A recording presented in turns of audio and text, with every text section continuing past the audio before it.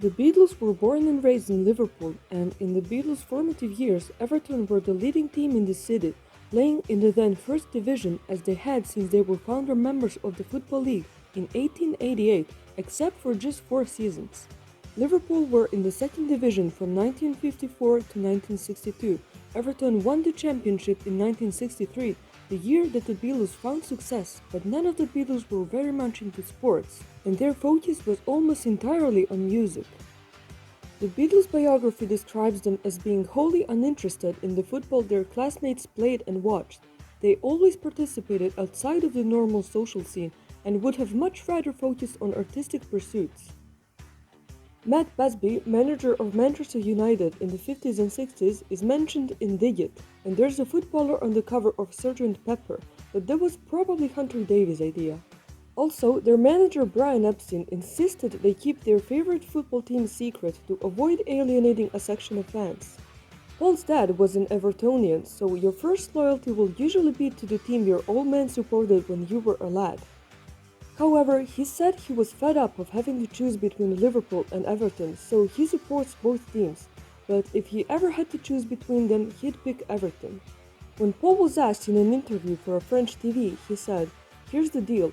My father was born in Everton, my family are officially Evertonians, so if it comes down to a derby match or a FA Cup final between the two, I would have to support Everton."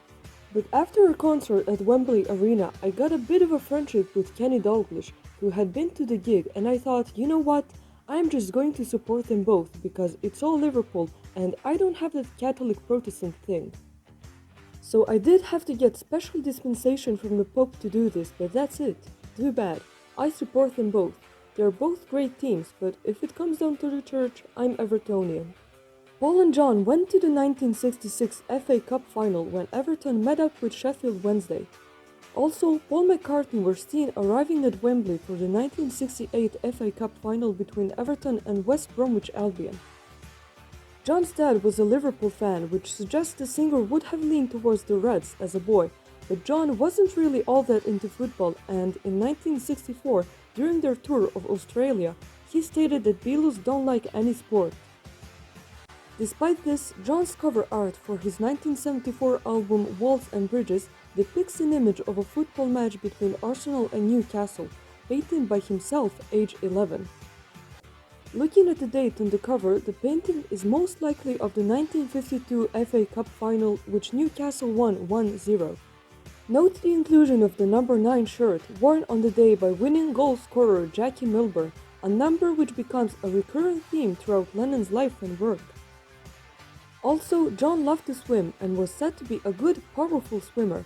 Not competitively, but he just loved to swim, and he was very proud of teaching his son Sean how to swim. Ringo, on the other hand, whose favorite color is red, would attend Arsenal away games at both Anfield and Goodison Park with his stepfather Harry Graves, who was from London. George Harrison was probably least interested in the sport, or was at least the most careful to dismiss any allegiances to red or blue teams by stating, "There are 3 teams in Liverpool and I prefer the other one." Even though George loved motorcycle and car racing from early on and he went to many Formula One events up to the end.